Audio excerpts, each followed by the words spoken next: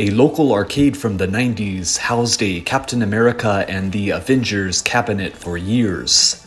I would often watch the track demos with interest, but cannot remember seeing the game actually being played. Beyond the allure of controlling popular superheroes, its lack of buzz or any overtly spectacular feature kept me from trying it. My valuable quarters would almost certainly last longer on Mortal Kombat 2, or maybe yield enough tickets for a styrofoam airplane.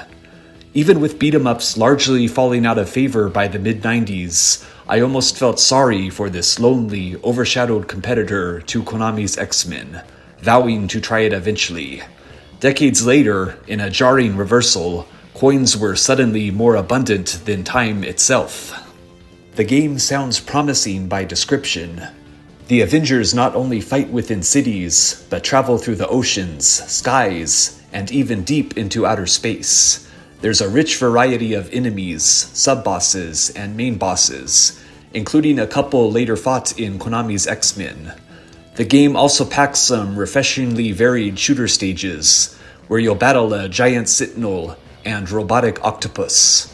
All throughout the game, numerous cameos from the deep Avengers roster will delight fans. While packing more content than an overstuffed comic box, the execution itself is lackluster. The game's main star, Captain America, is a relatively weak character, as is Hawkeye, both lacking Iron Man and Vision's powerful air projectiles.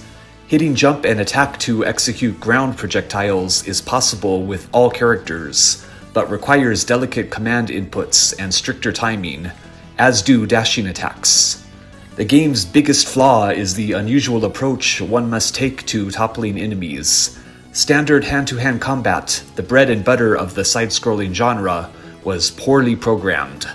Whether battling generic armored soldiers or Red Skull himself, even at the lowest difficulty, there's a tendency for your character to easily get knocked down, being forced to wait out a long recovery time before standing, souring the entire experience.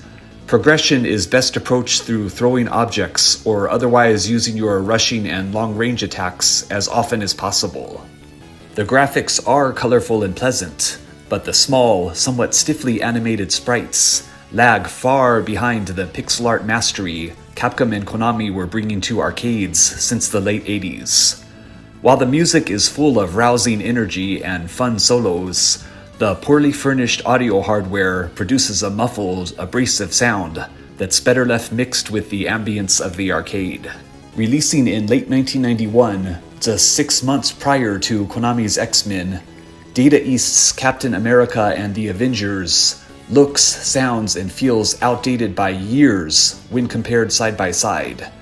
With the game's merely average attributes, only diehard connoisseurs of the genre, and fans of the Avengers in particular, will likely persevere in foiling Red Skull's plot to zap the Earth with his moon laser.